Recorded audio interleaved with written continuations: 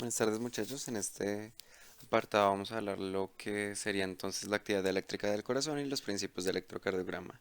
Aquí es importante que recuerden que el electrocardiograma es un estudio de electrofisiología súper importante que se utiliza mucho en clínica pues para ver cómo funciona nuestra actividad eléctrica del corazón y deben tener en cuenta todos sus principios, cómo funciona y en este caso su relación con la actividad eléctrica del corazón. Aquí les tengo las bibliografías y referencias eh, que les recomiendo. Pues como siempre, lean lo que les ponen en clases. Generalmente son lecturas muy resumidas. Y unos textos guías, por ejemplo, estos dos que están en Drive que les dejo, tienen que ver con... Son unos libros de electrocardiografía, son relativamente sencillos. Este segundo se me hace un poquito más sencillo que el primero, ya que el primero puede ser un poquito más viejo. Y en este pedazo les dejo el link para que vean el sistema de conducción como ahorita lo vamos a estudiar con el uso de plataformas interactivas. Bueno, entonces, ¿qué es lo que tenemos que entender primero? Que el corazón y todas las células del corazón producen potenciales de acción que son diferencias de voltaje que pues van a terminar causando una reacción, en este caso la contracción del miocardio. ¿Qué características tiene este corazón? Tiene un automatismo, un cronotropismo, es decir, las células pueden despolarizarse por sí mismas y pues pueden llevar un cierto tiempo de despolarización. Tienen una excitabilidad, que ese es el batropismo, una conductibilidad, que ese es el dromotropismo. De la conductibilidad quisiera resaltar que los tejidos conectivos, por ejemplo, como los fibrosos o como por ejemplo los del tabique o digamos de esos pedazos interventriculares, no conducen bien, por lo tanto necesitamos unos mecanismos o unas formas de conducir esos potenciales eléctricos, que en este caso serían, digamos, los gap junctions que existen entre los diferentes discos intercalares de nuestros cardiomiocitos. Eh, Contractibilidad, inotropismo, porque nuestro corazón, como ya habíamos establecido anteriormente, es una bomba. Entonces necesitamos que ese tejido se pueda contraer para así funcionar como una bomba para la circulación, digamos, pulmonar y sistémica. Y relajación, lucitropismo, porque si nosotros tuviéramos un corazón completamente contraído todo el tiempo, no podríamos hacer, digamos, los llenados. Estos temas de llenados y contracción los trataremos más en la tutoría de ciclo cardíaco, pero es para que los tengan en cuenta. Em, Aquí, como les intentaba mostrar, un momento. Bueno, en la presentación pueden ver acá, es que no me carga el video, pero es un corazón que está latiendo por fuera del cuerpo en un accidente de tránsito, que apenas es un poquito gráfico, pero pues es para que entiendan la relevancia de que verdad el corazón fuera del cuerpo, este podría contraerse por sí mismo, pero pues hay que tener en cuenta que nuestro sistema nervioso, pues en el caso del sistema nervioso simpático y parasimpático, podría aumentar o disminuir respectivamente la velocidad de contracción, bueno, sí, la velocidad o aumentar la contracción de estas células. Y pues aquí lo que les explicaba una micrografía electrónica, en donde se pueden ver, por ejemplo, esos diferentes gap junctions o lugares donde pueden pasar nuestros iones para que todas nuestras células, todos nuestros cardiomiocitos se puedan contraer al mismo tiempo y no sea, por ejemplo, un despelote ahí que todo nuestro corazón, cada fibra se contraiga por sí sola. Entonces, ¿qué son estos potenciales de acción? Em, Son estas diferencias de, digamos, de iones y de cargas que van a favorecer que nuestro corazón se contraiga. Entonces, aquí pues hay diferentes tipos de fibras, diferentes tipos de estructuras que tienen que ver con los potenciales de acción. Entonces, por ejemplo, nuestro principal en nuestro sistema de conducción va a ser el nodo sinoauricular, que el nodo sinoauricular es como conocido también como nuestro marcapasos del corazón, que nos va a llevar a estas despolarizaciones. Bueno, pero pues antes de hablar del recorrido, pues hablemos de los potenciales. Entonces hay una fase cero, que es la apertura de canales de sodio, que eso es lo que tiene que ver con despolarización. una fase uno que es de apertura de canales de potasio, que es una repolarización transitoria, una fase 2 que es de apertura de canales de calcio, que es una fase meseta, fase 3 que es la apertura de canales de potasio, que nuevamente es la repolarización, y una fase 4 que es salida de potasio, pero se establece el potencial de reposo. Entonces, esto me lo robé la clase, pero es que está muy bien explicado, en donde la fase cero, como habíamos visto, es la salida de potasio que restablece el potencial de acción. El potencial de acción más o menos menos 85 milivoltios. Entonces, digamos que en las células de respuesta rápida, que serían las ventriculares, las auriculares, las fibras de Purkinje, por ejemplo, representadas acá del sistema His-Purkinje o del músculo ventricular, que tienen que ser de respuesta rápida. ¿Por qué? Porque tienen que contraerse al mismo tiempo. Entonces, habíamos hablado que hay una fase 4 de potasio, que se restablece el potencial, ¿no? Y después de que los canales de sodio sensibles a voltaje se abran, entonces, ¿qué va a pasar? El sodio va a entrar. Dame un momento. El sodio, siendo representado acá, va a entrar a la célula. Digamos que este es un esquema que representa cómo entra el sodio a la célula.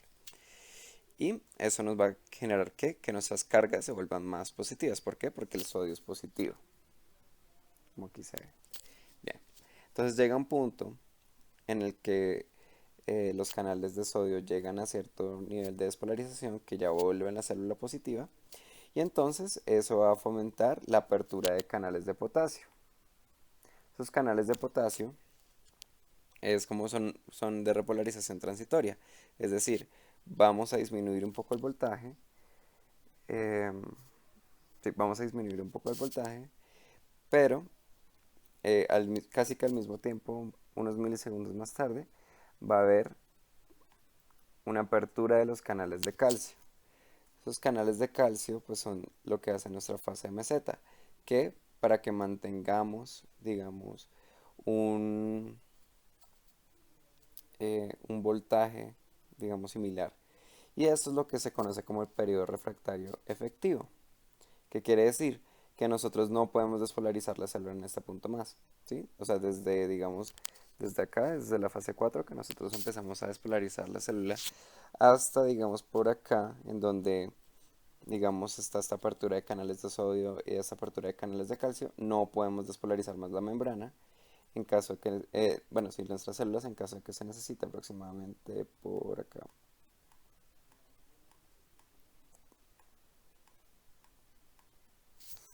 Entonces, después ya hablamos de una fase 3 que es pues nuevamente la apertura de canales de sodio, que entonces pues este ya sigue siendo un periodo de repolarización, pero en caso de que se necesite, se podría hacer una despolarización.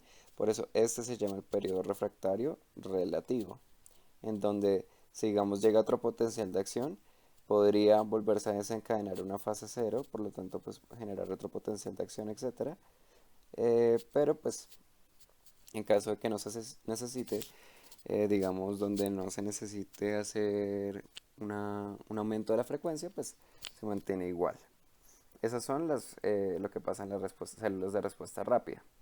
Pero ¿qué pasa en las células de respuesta lenta? Digamos, el nodo sinusal, el nodo sinoauricular, nodo AB, en la que solo tenemos una fase 4, una fase cero y una fase 3.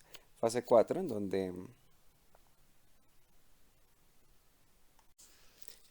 aquí les quiero hacer una recomendación general. Las células de respuesta rápida, como habíamos hablado, si tienen estas fases así, o sea, fase 4 la de potasio, fase cero la de sodio, no, no, no. Pero en las células de respuesta lenta, como las del nodo SA, nodo AB, es diferente. La fase 4 corresponde a una entrada de sodio. em, bueno, sí, a la apertura de canales de sodio. La fase cero tiene que ver con la apertura de canales de calcio. Y la fase 3 tiene que ver con las salidas de potasio. ¿Listo? Que también tienen que atender en las células de respuesta lenta. ¿Y por qué estas son marcapasos? Porque estas tienen, digamos, un umbral de despolarización mucho más alto, como ven acá. Las de respuesta rápida es aproximadamente menos 85 y las de respuesta lenta el umbral es un poquito más alto, favoreciendo que estas se despolarizan automáticamente y no dependan tanto del sistema, bueno, prácticamente no dependen del sistema nervioso para contraerse por sí solas. Por ende, estas se van a llamar, por eso tienen su característica de automatismo. ¿Listo? Esta es como la mayor diferencia en este apartado y pues lo que tienen que entender acá. Bueno, ahora sí ya centrándonos en la anatomía funcional de nuestro sistema eléctrico, entonces vamos a definir, como habíamos hablado, hay diferentes nodos y diferentes recorridos que nos ayudan a transmitir ese impulso eléctrico, como habíamos hablado, el tejido conectivo, digamos, de los tabiques, no permite que pase estos gradientes eléctricos, por lo tanto necesitamos sistemas que nos ayuden a pasar esta electricidad. Entonces, ¿cuál es el primero? Es el nodo sinusal. Ajá.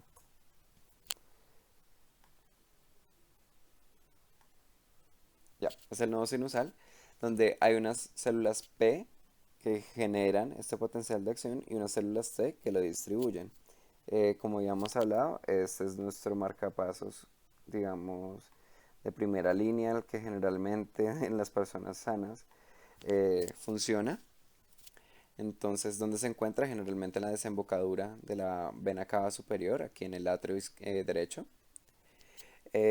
Y pues este nodo sinusal, después de que se despolariza, va a enviar estas diferentes corrientes a diferentes puntos. El principal va a ser al nodo auriculoventricular. Pues bueno, todo lo que tiene que ver con nodo sinoauricular, pues es la despolarización principalmente del atrio derecho. Lo que tiene que ver con nodo AB tiene que ver con este paso del septum. Y pues cómo vamos a mandar esta electricidad desde el nodo sinusal hasta el nodo AB, pues por unos haces internodales, que cuáles son uno anterior, uno medio y uno posterior. Tienen unos epónimos, es decir, tienen unos nombres, pero generalmente ya no se usan y se llaman ahora anterior, medio y posterior. Ese nodo sinusal a donde también puede mandar nuestro potencial de acción mediante estas fibras hasta el haz de Bachmann. Stas de Bachmann es el que va a despolarizar el atrio izquierdo. ¿Listo?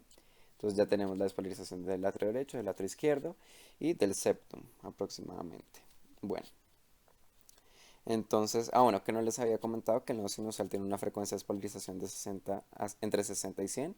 ¿Y por qué? Pues como si lo pueden relacionar en la clínica, es nuestra frecuencia cardíaca normal. Digamos que la principal función del nodo AB es retrasar el impulso que permite un paso ordenado del pulso. ¿Qué quiere decir? Porque en el ciclo cardíaco nosotros tenemos que contraer los atrios primero y después los ventrículos para que no haya un desorden. Entonces se forma el impulso, llega hasta el nodo AB y lo retrasamos un poco para que se termine de contraer las aurículas. Después ahí sí lo mandamos para que se pueda contraer los ventrículos. Bueno.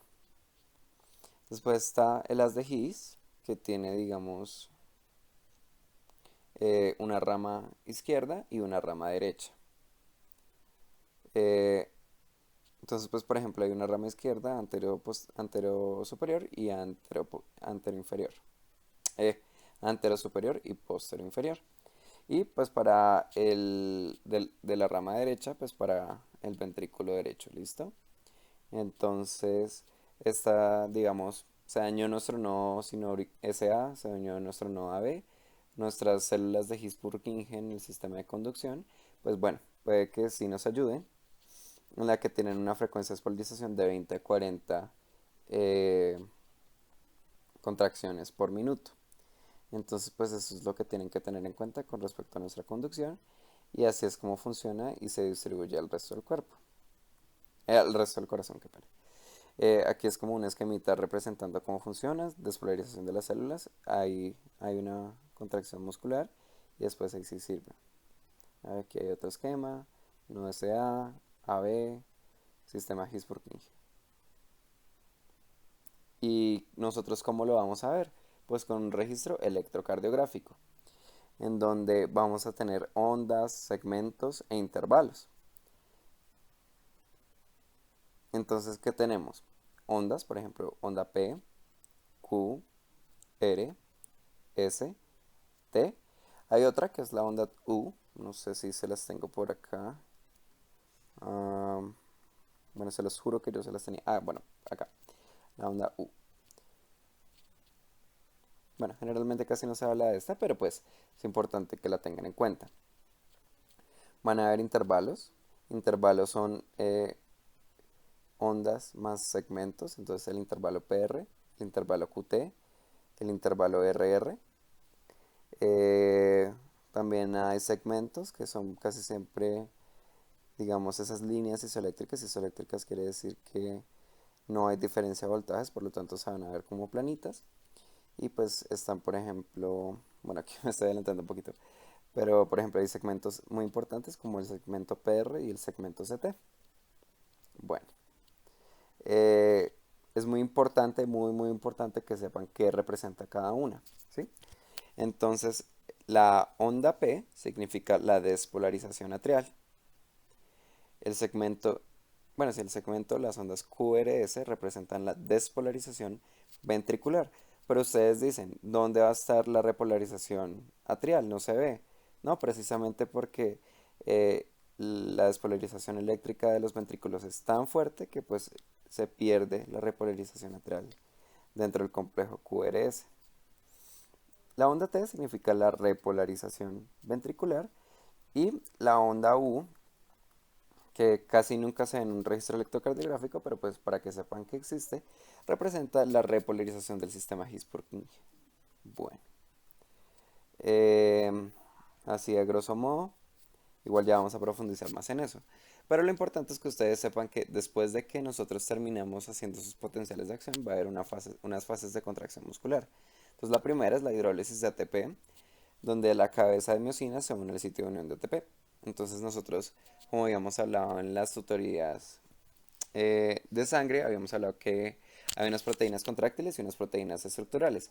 Dentro de las proteínas contráctiles encontramos las de miocina y las de actina, que fue, por ejemplo, unas preguntas que teníamos del simulacro. Entonces, estas son contráctiles porque lo que yo les decía, por sí mismas pueden crear movimiento. Entonces, la cabeza de unión de la miocina se va a unir al sitio de unión de ATP. Eso es lo primero que pasa. La hidrólisis del ATP que hace que se libere, digamos, como el sitio de unión del ATP para que se le pegue una cabeza de miocina. Eh, el siguiente punto va a ser el acoplamiento de la miocina a la actina. Tercer punto va a ser una fase de deslizamiento.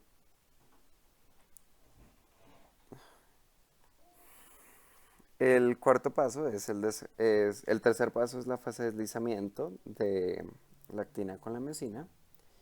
Y finalmente es el desacoplamiento de la miocina y la actina. Estos son como las cuatro fases de la contracción muscular que hay que tener en cuenta y pues para que sepan más o menos cómo funciona. Bueno, entonces lo siguiente acá sería pues nuevamente recordar las generalidades del electrocardiograma. Aquí nuevamente les pongo qué significa cada cosa. Despolarización de las aurículas, onda P. Despolarización ventricular completa, pues el segmento QRS. Bueno, qué pena. Despolarización auricular completa, ya con el intervalo, perdón, con el segmento PQ. Eh, bueno, las ondas Q y R tienen que ver con la despolarización ventricular que empieza desde el ápice por acá y avanza hacia arriba mientras se repolariza la aurícula. Eh, ya las ondas R y S son de despolarización ventricular completa, mientras que la onda T tiene que ver con la repolarización ventricular que empieza desde el ápice, o sea acá, hasta irse todo hacia arriba. Y pues ahí empieza el ciclo siguiente. Entonces, pues muy importante aquí todas las ondas, todos los segmentos, todos los intervalos, donde pues explican qué hacen cada uno. ¿Listo?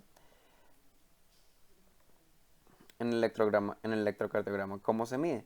Pues tenemos un papel milimetrado donde se van a imprimir todos estos registros electrocardiográficos. Entonces, ¿qué es lo que tienen que entender? Que en el eje X, en el eje horizontal, es tiempo y en el eje Y es lo que tiene que ver con voltaje, sí, con voltaje. Entonces, para que sepan, un papel milimetrado en donde pues, cada milímetro en el eje X representa 0.04 segundos y cada línea gruesa, o sea, entre cada línea gruesa van a haber 5 milímetros, por lo tanto 5 por 0.04, que nos da 0.20 segundos o 200 milisegundos, como lo quieran decir. Ya en el eje Y, entonces pues cada milímetro equivale a 0.1 milivoltios y pues entre cada línea gruesa grande son 0.5 milivoltios. Entonces para representar la cantidad de voltaje para cada onda. Entonces, pues, ¿qué es la onda? Es la representación de la despolarización o la repolarización de uno de los segmentos del corazón. Normalmente después de una onda viene un segmento isoeléctrico, que es lo que les decía, y pues que un intervalo es una porción del electrocardiograma que incluye un segmento y una o más ondas. Entonces, por ejemplo, el intervalo PR y que tiene la onda P, el segmento PR.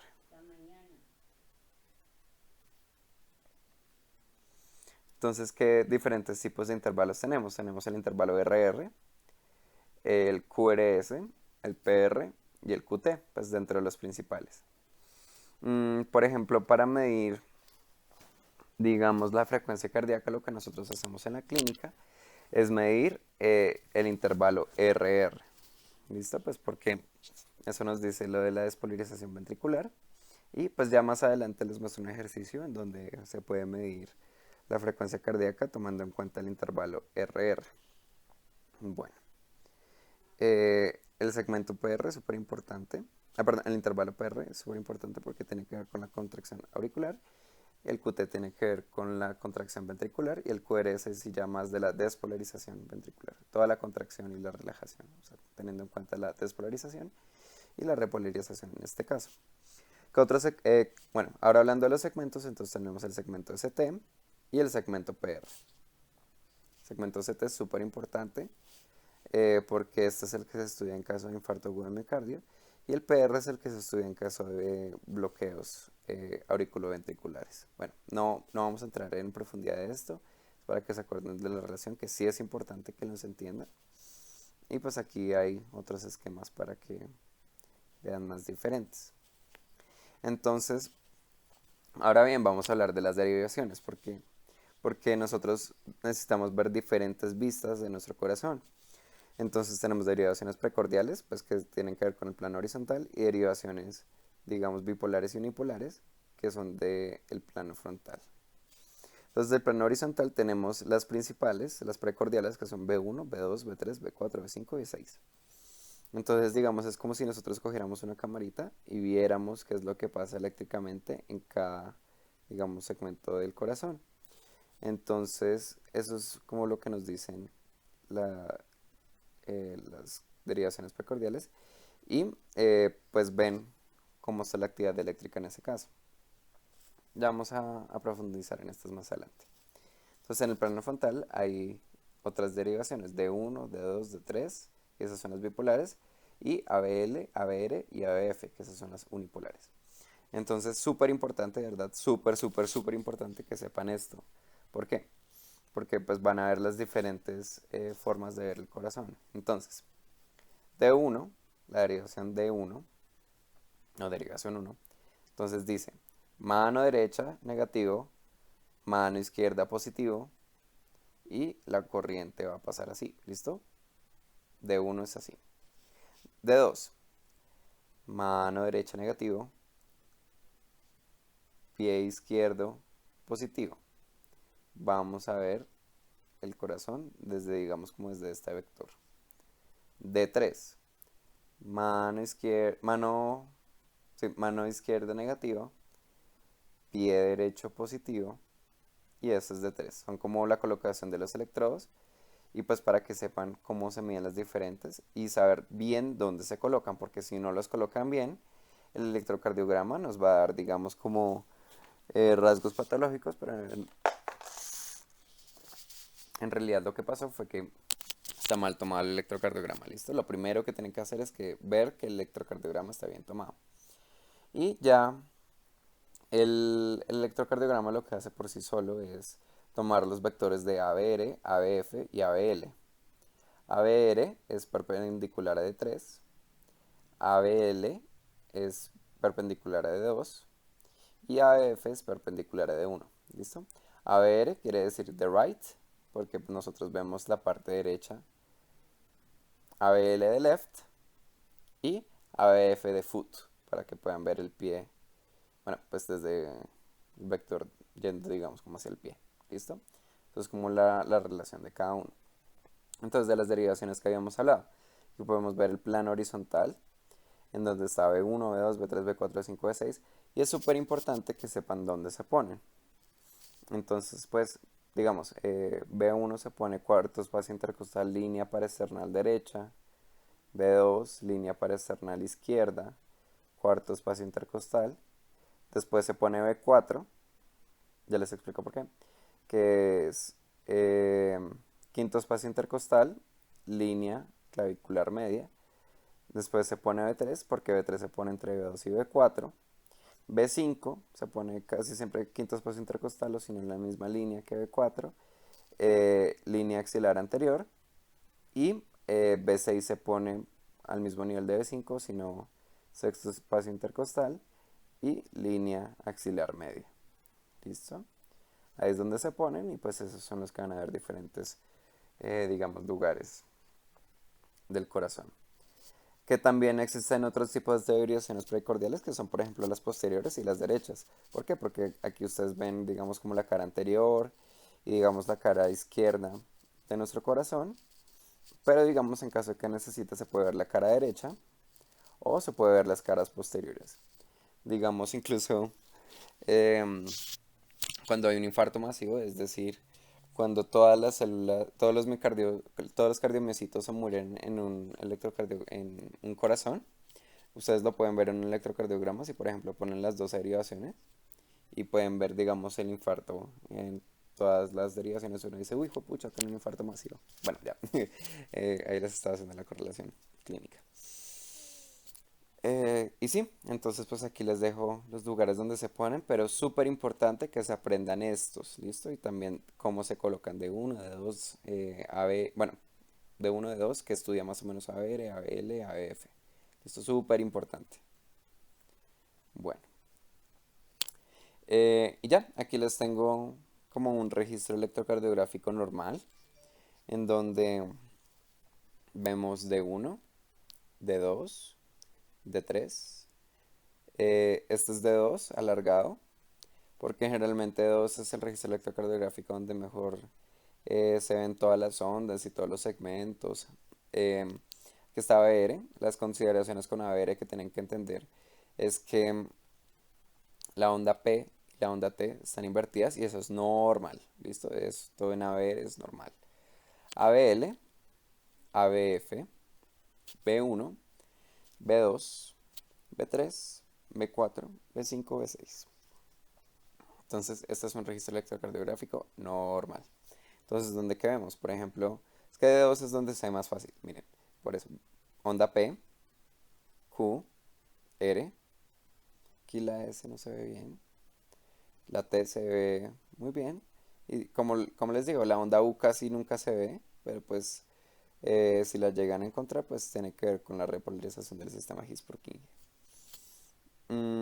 Y sí, esto es como la generalidad de cómo se vería un electrocardiograma normal. Pues la consideración de ABR viene desde pues, de cómo está tomando el electrocardiograma. Porque si ven, todos están mirando prácticamente hacia la izquierda, hacia abajo. Ah, bueno, es que también hay como una consideración importante que tienen que entender. Y es que o sea, la suma de todos estos vectores, de todas estas fuerzas, nos dice que el eje cardíaco normal se encuentra entre -30 y 90. En este apartado les quiero hacer dos consideraciones especiales que tienen que tener en cuenta. El intervalo PR, que tiene que ver con, digamos, esta línea isoeléctrica que sucede entre la onda P y la onda R, tiene una duración normal de entre 120 y 200 milisegundos, ¿listo? Que de pronto en la tutoría yo les había dicho 120 milisegundos. El rango normal sí está entre 120 milisegundos, pero patológico es mayor a 200 milisegundos, ¿listo? que eso es aproximadamente un cuadro grande. Em, Listo. Y lo otro importante también es que sepan calcular la frecuencia. Listo, eso es súper importante para que entiendan cómo funciona un electrocardiograma normal. Entonces hay dos formas de hacerlo. Listo. Entonces la primera forma es cogiendo dedos, que se acuerdan que yo les había dicho que era donde se ve el trazado electrocardiográfico de una manera mejor. Bueno, entonces lo que van a hacer es calcular el tiempo que hay entre dos ondas R. ¿Por qué las dos ondas R? Porque estas tienen que ver con la despolarización ventricular y pues son las más fáciles de medir. Entonces, podemos coger la distancia que hay entre las ondas R y dividirla por 300, se las explico cómo. Entonces, digamos, entre esta onda R y esta onda R hay 1, 2, 3, 4 cuadros grandes, ¿sí? Que eso, eh, bueno, sí, 4 cuadros grandes. Y entonces, eso equivaldría a 300 dividido 4, una frecuencia cardíaca aproximadamente 75 latidos por minuto. ¿Y eso cómo se calcula? Pues es 300, que es el número de cuadritos grandes que habría en un minuto, dividido 4. Entonces, si por ejemplo, si una onda R cayera acá, otra onda R cayera acá, no, entonces es 300 dividido 1, 300, 300 dividido 2, 150, 300 dividido 3, 100, 75, 60, etcétera, ¿sí? En este ejercicio, en este ejemplo, eh, digamos que la frecuencia sería 75 latidos por minuto. Ahora bien, la otra forma de calcular la frecuencia cardíaca en un electrocardiograma es cogiendo la cantidad de cuadritos chiquitos, o sea, cada milímetro, y dividirlo por 1500, porque 1500 es la cantidad de cuadritos chiquitos que habría en un minuto.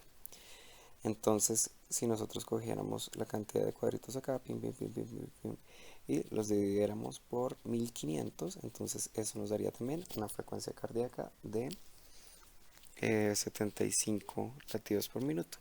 Entonces, de un momento pausa y ya les busco más ejemplos.